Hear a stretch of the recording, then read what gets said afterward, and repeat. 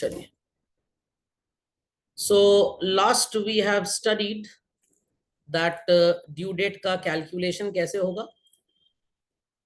Date से calculate करेंगे, basically जिस डेट पे ड्रॉई ने बिल साइन किया, एंड जो भी डेट आएगी आप उसमें 3 days ऐड कर देंगे। Why we'll be adding 3 days? As per Negotiable Instruments Act, it's a rule. And if the date जो भी आ रही है, on that particular date there is any pre-declared holiday, I repeat children, there is any pre-declared holiday, तो आप 1 day before shift हो जाएंगे। और अगर pre-declared holiday नहीं है, emergency holiday है बच्चों, तो आप एक दिन आगे चले जाएंगे। So let's understand that what accounting is to be done while studying what is called as children bills of exchange. So आप अपनी कॉपीज में इस तरह का फॉर्मेट बना लीजिए children, everybody.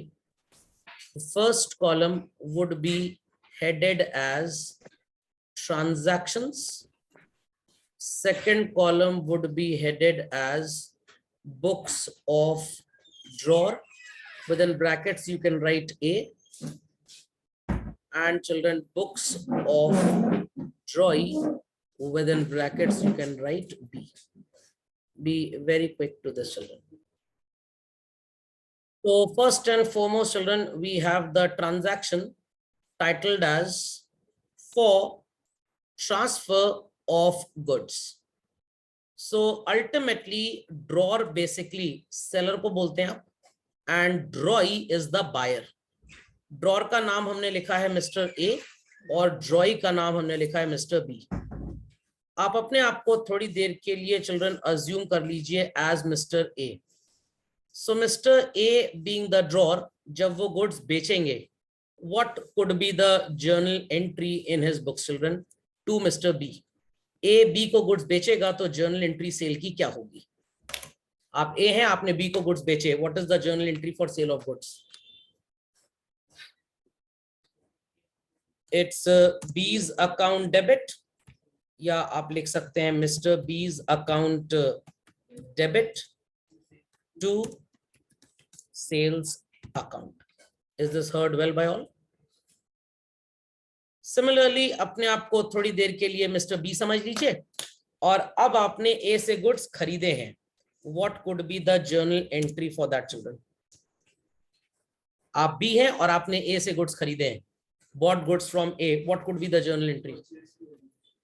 It's purchase or simply purchases account debit to Mr. A's account. I hope so the entries went well children. Thereafter अब आपको डर लग रहा है कि पता नहीं ये पैसा देगा कि नहीं देगा फ्यूचर में, तो आप बिल ऑफ एक्सचेंज की अकाउंटिंग करेंगे। थोड़ा सा टेक्स्ट यहाँ पे बुक्स में ऑथर्स ने गलत लिखा हुआ है। हमेशा जब ऑथर्स जर्नल एंट्री करवाते हैं वो टेक्स्ट यूज करते हैं फॉर बिल एक्सेप्टेड। एक्सेप्टेड का मतलब जिम्मेदारी ले रहा है पेमेंट करने की, तो ये जिम्मेदारी कौन लेगा चिल्ड्रन? जिम्मेदारी कौन लेगा? Mister B. तो एक्सेप्टेंस की एंट्री किसकी बुक्स में होनी चाहिए? मिस्टर बी की बुक्स में। बट बुक में अगर आप देखेंगे तो इन बेवकूफों ने ए की बुक्स में भी एंट्री लिखी है एज वेल एज बी में लिखी है। भाई एक्सेप्टेड की एंट्री ए की बुक्स में क्यों होगी? वो तो जानी चाहिए बी की बुक्स में। तो रियलिटी इज यहाँ पे एंट्री होनी चाहिए for bill drawn. I repeat children, for bill drawn. तो ए की बुक्स में कॉन्सेप्ट काम करेगा ड्रॉन का, ना कि एक्सेप्टेड का, और बी की बुक्स में कॉन्सेप्ट काम करेगा एक्सेप्टेड का। बट अगर आप बुक पढ़ेंगे तो एक्सेप्टेड की एंट्री यहां पे भी और यहां पे भी है। अब सर ऐसा क्यों लिखा है? मैंने डॉक्यूमेंट साइन कर दिया बट आपने नहीं किया। You have sign but I have not sign. क्या इसको हम लीगल मुखौटा पहना पाएंगे जब दो लोगों का सिग्नेचर है ही नहीं? नो, तो कॉन्ट्रैक्ट बन ही नहीं पाएगा जब दोनों अग्री नहीं करेंगे। तो लीगली जब दोनों पार्टीज का सैंक्शन होगा, साइन होगा, तभी अग्रीमेंट माना जाएगा। बट रियलिटी में इसकी बुक्स में जो एंट्री होगी वो बिल ड्रॉन कहलाएगी, और इसकी बुक्स में जो एंट्री होगी वो बिल एक्सेप्टेड की। तो बिल ऑफ एक्सचेंज एक कागज का टुकड़ा है जिसे मिस्टर ए किस नाम से पहचानेंगे? The answer is bill receivable. और ये कागज का टुकड़ा उन्हें साइन करके who would give children? Mister B. तो एंट्री होगी bill receivable account debit to B's account. अब सर इस एंट्री का लॉजिक क्या है? लॉजिक तो बड़ा ही सिंपल है। Bill receivable belongs to the category of asset, and when asset increases, modern rule says what? Simple as that. And Mr. B is the giver. और पर्सनल अकाउंट का rule क्या है गिवर के लिए? ये बहुत ज्यादा मुझे ज्ञान देने की आपको जरूरत नहीं है। It is debit the receiver, credit the giver. Sign करके ये वापस दे रहा है, ये गिवर है। ऐसे नहीं समझना चाहते, मैं आपको सो कॉल्ड मॉडर्न रूल से समझाता हूं। When he was a debtor, हमने इसको डेबिट किया था। अब जब इसने इस कागज पे साइन कर दिया तो मिस्टर बी की कोई इंपॉर्टेंस नहीं है, तो इसकी ओरल इंडेटनेस को फिनिश करने के लिए हमने इसको क्रेडिट कर दिया। तो ईदर यू से ये पहले डेबिट था, for cancelling his account we have credited, और you can say credit the giver. It means one and the same thing. Logic understood? और वैसे ही मिस्टर बी अपनी जिम्मेदारी एक्सेप्ट करेंगे और ए को कहेंगे परेशान मत हो, I'll do the needful very soon। और मिस्टर बी अपना प्रॉमिस मिस्टर ए को दे रहे हैं। So this piece of paper is received by whom children? B ये कागज का टुकड़ा किसे दे रहा है? आंसर चिल्ड्रन, बी ये कागज का टुकड़ा किसे दे रहा है? ए को। तो A is called as a receiver. Bills payable is a liability. Liability increase करती है तो मॉडर्न रूल क्या कहता है? क्रेडिट करेंगे, डेबिट करेंगे? Credit. Simple as that. So अब आप जो मैंने 4 राइट्स आपको बताए थे उन राइट्स को हम यहाँ पे नाम दे रहे हैं वेरियस कंडीशंस का। ये कंडीशंस बेसिकली बनती हैं mister A, that is drawer के लिए राइट्स, और बेचारे ट्रॉय अंकल के लिए ये खूंटे से बंधी बकरी है, इनके लिए हैं obligations. So in the first column you can write various conditions. Same thing आप लिखेंगे in the column of Mr. A as rights of drawer, and here you will write children obligation of Troy. सुनाई पड़ गया? 4 rights आपने पढ़े थे if I'm not wrong. 4 rights children we did. तो मैं यहाँ पे 4 sections बना लेता हूं।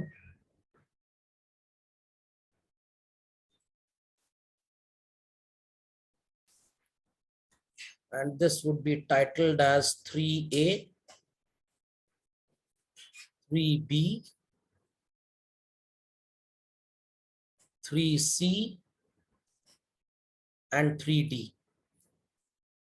सबसे पहला 3A कंडीशन है where the drawer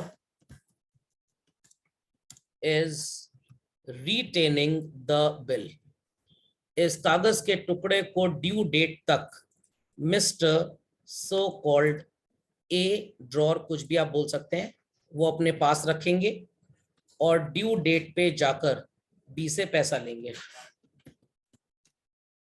there after condition B, mister A इस बिल को एंडोर्स करेंगे। कंडीशन सी, बैंक से इसको डिस्काउंट करा लिया जाएगा। एंड कंडीशन डी, बैंक को भेजेंगे कि प्लीज हमारे बिहाफ पे जाकर पैसा ले आइए मिस्टर ड्रॉय से। So these 4 conditions are to be studied in the respective parties books. Condition कैसी भी हो चिल्ड्रन, बेचारे बी की जिम्मेदारी सिर्फ एक है, इसे ड्यू डेट पे पैसा देना है। आई रिपीट चिल्ड्रन, इसे ड्यू डेट पे पैसा देना है।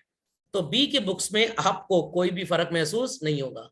Whatsoever differences would occur, it would occur in the books of mister A. तो मिस्टर ए की बुक्स में कलर्स टीवी आता है, retain, endorsement, discounting and sending, that is rates. समझ में आ गई बात? Please update this framework fast. आपको ये सेक्शन बनाने की भी जरूरत नहीं है, let me put the entries, आप साथ साथ लिखते जाएंगे। So let's start with the first one, retaining the bill की कंडीशन चिल्ड्रन। तो चिल्ड्रन रिटेनिंग द बिल में आप अकाउंटिंग बहुत टाइम से पढ़ रहे हैं और आप इन बातों को बहुत अच्छी तरह से जानते हैं कि whensoever you get the money you pass the entry, whensoever you pay the money you pass the entry। पैसा मिलने की और देने की एंट्री पास करते हैं बच्चों, बट क्या पैसा रखने की कोई एंट्री पास करते हैं? Not at all. So children here also आप बिल को रखने की कोई भी जर्नल एंट्री पास नहीं करेंगे। Only on due date when the drawer will be getting the money, आप तब ड्रॉर की बुक्स में एंट्री पास करोगे, और ड्रॉई जब पेमेंट करेगा तो आप ड्रॉई की बुक्स में एंट्री पास कर देंगे। So entry would be bank account debit to bills receivable account. Logic समझ में आया? Logic understood children?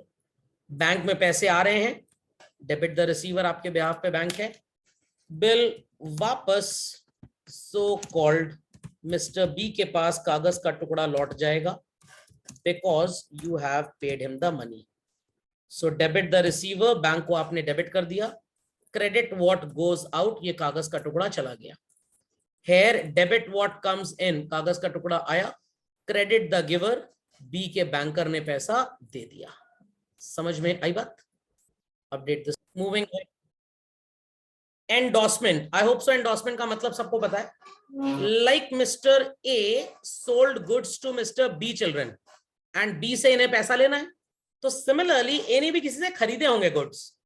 तो जैसे ए ने बी को गुड्स बेचे and B is suppose to pay, A ने किसी मिस्टर सी से गुड्स लिए होंगे, तो A will also make the payment to that buddy or not? तो व्हाट ही विल डू, इस कागज के टुकड़े को मिस्टर ए उस पर्सन को दे देंगे और कहेंगे कि ड्यू डेट पे जाके बी से पैसा ले लेना। यस और नो चिल्ड्रन? पक्का?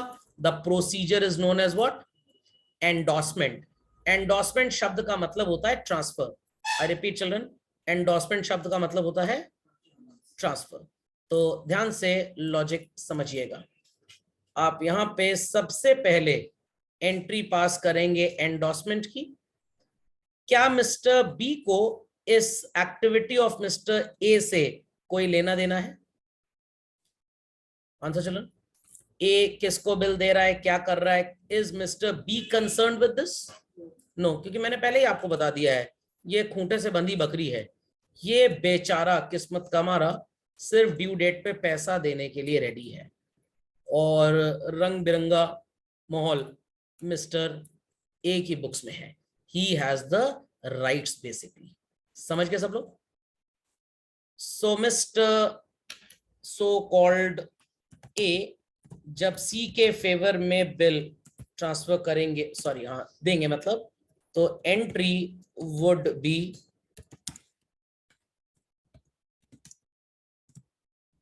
Seize account debit, debit the receiver, आपको टेक्स्ट पता है शायद, and credit what goes out. क्या मिस्टर बी से कोई लेना देना है? Answer children? Not at all. So इसकी बुक्स में आप कोई एंट्री पास नहीं करेंगे। ड्यू डेट पे बच्चों पैसे क्या मिस्टर ए को मिलेंगे? Will A be getting the money? No, ये तो कागज सी को दे चुका है, तो who will be the rightful person to get the money? C. तो ए से कोई मतलब ड्यू डेट पे नहीं है, और ये बेचारा किस्मत का मारा खूंटे से बंधी बकरी, इसे सिर्फ पेमेंट करना है। डेबिट व्हाट कम्स इन, कागज का टुकड़ा वापस आ गया, या आप बोल सकते हैं लायबिलिटी कम हो गई। Entry would be bills payable account debit to bank. Understood this? Are we finding any change in the books of mister B children? इसकी बुक्स में क्या एंट्री में कोई चेंज नजर आ रहा है? The entries are same. सिर्फ चेंज किसकी बुक्स में नजर आएगा? A, that is the drawer basically. समझ गए? Please update this quick. अब मिस्टर ए बैंक जाते हैं और बैंक से बोलते हैं कि भाई मेरे पास एक कागज का टुकड़ा है on which B has promise to pay me the money, but पैसा मिलेगा आफ्टर सम टाइम, तो क्या आप मेरी कुछ फाइनेंशियल हेल्प कर सकते हैं? बैंक कह रहा है नेकी और पूछ बिल्कुल हेल्प करेंगे। तो बैंक से जाके हमने इस बिल को एनकैश करा लिया। सो अब ये कागज का टुकड़ा mister A has given to whom children? Bank. Very good. So due date पे अब पैसे बी किसे देगा? ए को देगा? बैंक को देगा। और ए को तो आज पैसे मिल गए। So A would certainly pass the entry bank account debit discounting charges account debit to bills receivable account। सुनाई पड़ी बात? It's debit the receiver, bank में पैसा आ रहा है बच्चों। Debit all expenses and losses, discounting charges का जो पैसा काट लिया बैंक ने। इसे कैलकुलेट करने का फॉर्मूला है PRT अपॉन 100, जो आपने 6th-7th क्लास में पढ़ा होगा। सेम फॉर्मूला यहाँ पे हम पढ़ेंगे। ओके। एंड देयर आफ्टर क्या मिस्टर बी से कोई लेना देना है कि आप बिल के साथ क्या कर रहे हैं बच्चों? नो। तो ये कोई भी एंट्री पास नहीं करेगा। ड्यू डेट पे जब पैसा ए को मिलना ही नहीं है, will we be having any entry for that, children? Will we be having any entry for that, children? Answer children, A को कोई पैसा मिलना ही नहीं है, क्या आप ए की बुक्स में कोई एंट्री करेंगे? No, not at all. और ये तो बेचारा खूंटे से बंधी बकरी है, इसकी बुक में हमेशा ए की एंट्री हो रही है। Understood everybody? अपडेट क्विकली चलो। Everybody did this children? सबको समझ में आ गया? समझ में आ गया बच्चों यहां तक? Yes sir. Next mister Drawer, that is Mr. A, is a very busy businessman, and he says to the bankers on due date or 3 days prior to due date, मान लीजिए 15th of January को bill बना, 2 महीने का time period है, तो it is 15th Feb 15th March plus 3 days of grace। क्या आएगी due date? 18th March। 15th March को मिस्टर ए कॉन्टैक्ट करेगा अपने बैंक को और बैंक से कहेगा कि हम आपको बिल दे रहे हैं, प्लीज बैंक हमारी हेल्प करिए और मिस्टर बी से पैसा लाके दे दीजिए। बैंक कहेगा नो प्रॉब्लम, ये तो हमारा पार्ट ऑफ द बिजनेस है, हम ऐसी हेल्प अपने क्लाइंट्स की करते रहते हैं। So now children, mister A will give this bill to the bankers. So entry would be bill sent to bank for collection account debit to bills receivable account, and due date पे ultimately bank पैसा लेके आ जाएगा और mister A को दे देगा। So finally children, money will come in bank account में, आप इसे डेबिट करेंगे, and bill sent to bank for collection represent कर रहा था बैंक को जब हम कागज भेज रहे थे। तो bank at this point becomes our debtor। I repeat children, हमने कागज का टुकड़ा दे दिया और बोला जाओ हमारे लिए पैसा लेके आ जाओ। तो बैंक जब तक पैसे वसूल के ले नहीं आता, हमको दे नहीं देता, तो bank is acting as our debtor. So आप बोल सकते हैं debit the receiver, credit what goes out. Bank पैसा लाके आपके अकाउंट में जमा कर देगा, आपके बिहाफ पे रिसीवर है, debit the receiver and credit the giver. जब मिस्टर ए जैसे पर्सन ने बैंक में बिल भेजा, क्या बी को कोई लेना देना है चिल्ड्रन इससे? नो। बी सिर्फ खूंटे से बंधी बकरी है और ये ड्यू डेट पे पेमेंट की एंट्री पास करेगा। And what would be the entry children? Entry would be bills payable account debit to bank account. Any doubts? Many doubts on this? सबको समझ में आ गया कॉम्पोजिशन चिल्ड्रन? तो ऑलवेज रिमेंबर रिटेनिंग के case में आप सिर्फ ड्यू डेट पे एंट्री करेंगे ए और बी दोनों की बुक्स में children, in the books of A and B.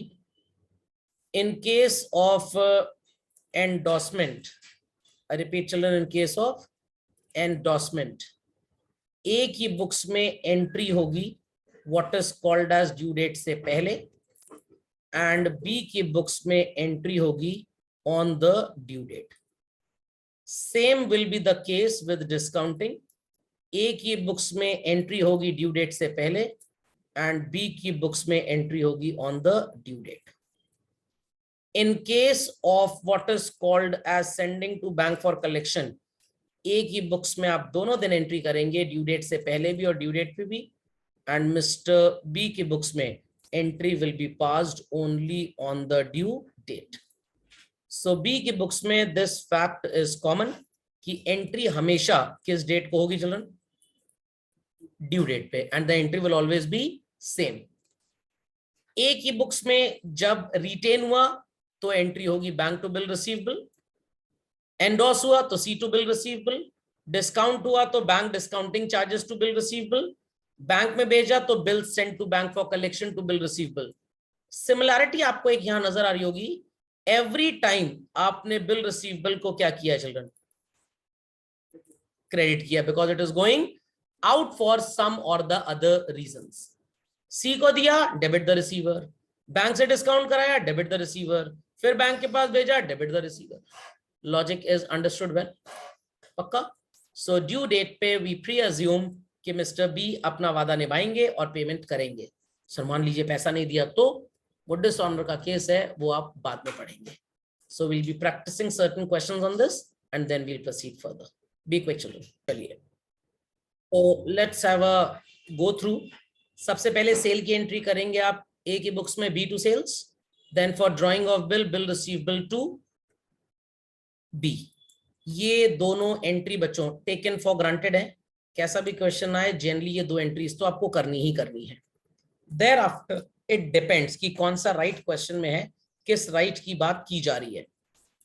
अगर रिटेनिंग है तो ड्यू डेट पे एंट्री होगी, पहले नहीं. एंडोर्समेंट और डिस्काउंटिंग है, पहले एंट्री होगी, ड्यू डेट पे नहीं. और अगर सेंडिंग है तो दोनों टाइम पे एंट्री करनी है. समझ गए? Entries have different variety. सब एंट्रीज में कॉमन क्या है कि बिल रिसीवेबल हमेशा जाएगा तो क्रेडिट करेंगे, पैसे मिल रहे हैं तो बैंक, एंडोर्स कर रहे हैं एंडोर्समेंट, सी जैसे लोग आ जाएंगे. डिस्काउंटिंग में आप बैंक को डेबिट करेंगे, and bill send for collection में बैंक डेटर है, डेबिट द रिसीवर है, डेबिट हो जाएगा. बेचारा खूंटे से बंधी बकरी, entry would be same every time.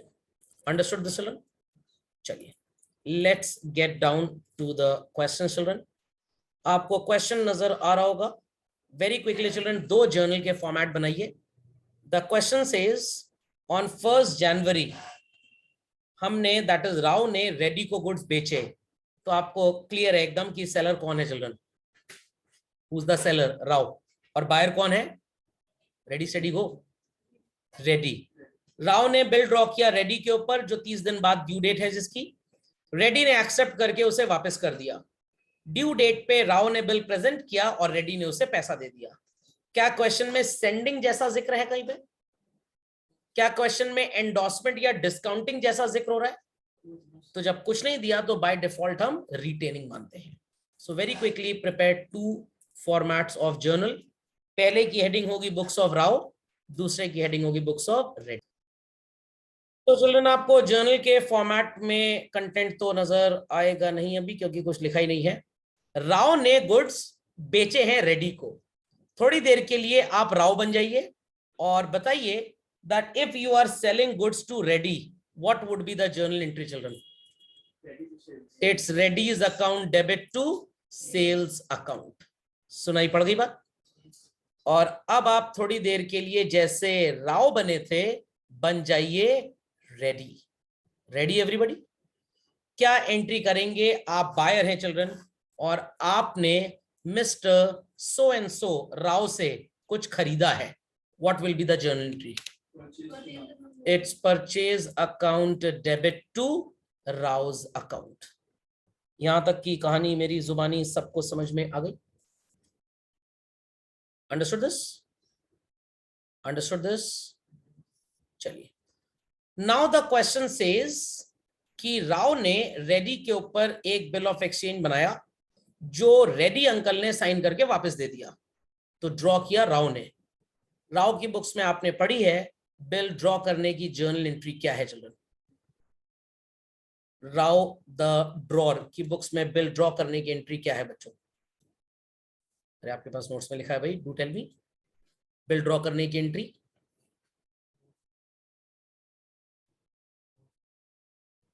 Answer children, Rao की बुक्स में बिल ड्रॉ करने की एंट्री क्या होगी?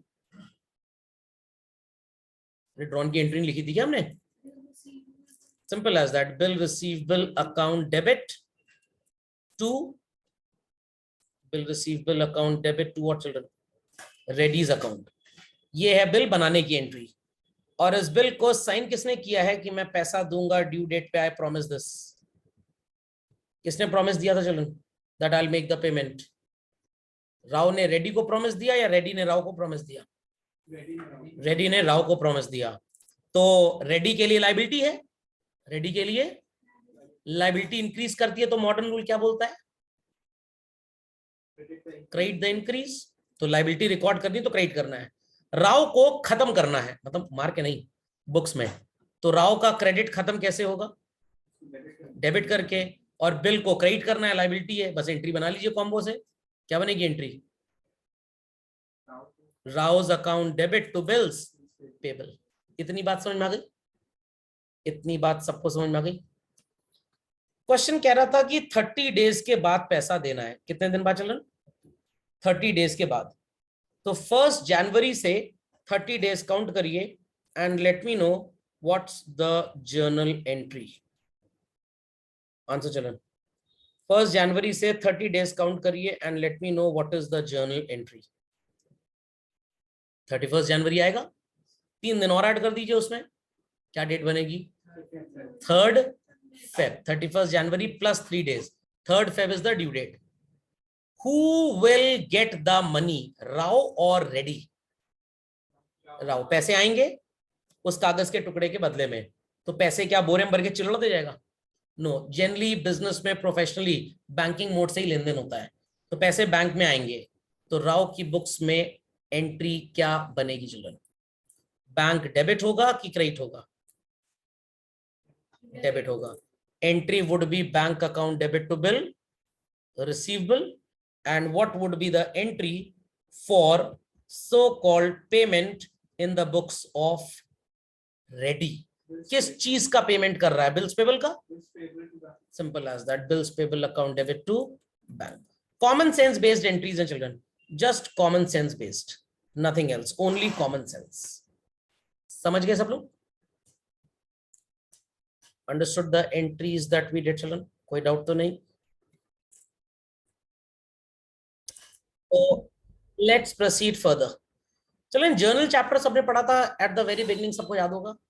Is it necessary that every question has to compulsorily start with what started business with cash? कभी कभी कोई डिस्काउंट की 4 एंट्रीज पूछ ली आपसे। So it is not necessarily कि क्वेश्चन आपको हमेशा फ्रॉम द वेरी बिगिनिंग इस सेंटेंस से मिलेगा Rao sold goods to Reddy, ये जरूरी नहीं है। हो सकता है क्वेश्चन यहीं से मिले आपको। In that case do we need to pass the entry for purchase sale? तब आपको परचेज सेल की एंट्री नहीं करनी पड़ेगी। और ऐसा ही कुछ आपको अगले क्वेश्चन में नजर आएगा children, which says P drew on 1st January a bill of exchange on Q for rupees 6,000 payable after 3 months, and Q accepted the same. The bill was retained by P till maturity and was duly honored. Any talk about purchase and sale children? क्या purchase and cell के बारे में कोई जिक्र है यहाँ पे? क्या हम उसकी भी एंट्री करेंगे? Not at all. तो डायरेक्टली हम बस लास्ट की 2 एंट्रीज पास करेंगे, ड्रॉर की भी बुक्स में एज वेल एज ड्रॉई की भी बुक्स में। समझ में आ गया? पक्का? So 5 minutes time, do very quick. अब आपको ये पहली वाली एंट्री जो सेल ऑफ गुड्स की एंड परचेज ऑफ गुड्स की है, ये नहीं करनी चल रहा है। You will do the entry only for drawn and accepted followed by due date पे जो पैसे के लेन देन की होती थी। समझ गए? समझ गए बच्चों? Start fast. 2 अलग अलग जर्नल के फॉर्मेट्स बनाइएगा। Check out the books of P children. Date was not given तो मैंने इसीलिए 1.1 एंड 4.4 कर दिया है। ठीक, पहली एंट्री होगी बच्चों bill receivable to Q and then bank to bill receivable. First entry क्यों मिसिंग है? मिसिंग नहीं, एक्चुअली वो ट्रांजैक्शन हमारे पास था नहीं। ओके, एंड क्यू की बुक्स में पहली एंट्री क्या हो जाएगी? P to bills payable, mister missus लगाना कोई कंपलसरी नहीं है, and then bills payable account debit to bank. समझ में आ गया? चलिए, तो नेक्स्ट लेक्चर में हम फोकस करेंगे डिस्काउंटिंग के कॉन्सेप्ट में। सो डिस्काउंटिंग के लिए आप एक फॉर्मूला लिख लीजिए children, how to calculate discounting charges. अगर बिल की ड्यू डेट 13 जनवरी है और हमने आज 13 दिसंबर को डिस्काउंट करा लिया तो बैंक 1 महीने का इंटरेस्ट वसूलेगा हमसे, मतलब काट लेगा हमारे पैसे में से। तो फॉर्मूला सेम है 5th क्लास का, PRT अपॉन 100। पी का मतलब अमाउंट ऑफ बिल, आर आप रेट ऑफ इंटरेस्ट बोले या रेट ऑफ डिस्काउंट बोले, बात एक ही है। टाइम पीरियड, ये बड़ा क्रूशियल है चिल्ड्रन, बड़ा क्रूशियल है। मैं इसके लिए एक एग्जांपल लिख रहा हूं, ध्यान से सुनिएगा। मान लीजिए 10th ऑफ दिसंबर 2022 को बिल बना, ड्यू डेट उसकी 3 महीने के बाद है। सो 10th दिसंबर से 1 month is 10th January, 10th Feb, 10th March plus 3 days of grace, क्या आएगा? 13 मार्च। और आपने 13th ऑफ जनवरी को बैंक से बिल डिस्काउंट कराया, तो इंटरेस्ट कितने टाइम के लिए कैलकुलेट होगा? आंसर इज 13th जनवरी से 13th मार्च, 2 मंथ्स अर्ली आपने पैसा इस्तेमाल किया, तो टाइम पीरियड यहां पे 2 मंथ्स हो जाएगा। समझ में आ गया? मान लीजिए बैंक कह रहा है कि हम 12% चार्जेस डिडक्ट करेंगे, तो 12% is written as 12/100 children, and 2 months के लिए 2/12 हो जाएगा। समझ गए? 12 गॉट कैंसल्ड, 0 0 बिकम 0, कितना हो जाएगा ये? 200। और 10,000 का अगर बिल था तो बैंक आपको 9800 देगा और 200 रुपीज आपके कट जाएंगे। इन फ्यूचर बी बैंक को पूरा 10,000 रुपए पे करेगा। तो बैंक की बुक्स में भी तो एंट्री होनी चाहिए ना, वो एंट्रीज आप बाद में पढ़ेंगे, पहले आप सिर्फ ड्रॉर और ड्रॉई समझिए। समझ में आई बात children? You can copy this example.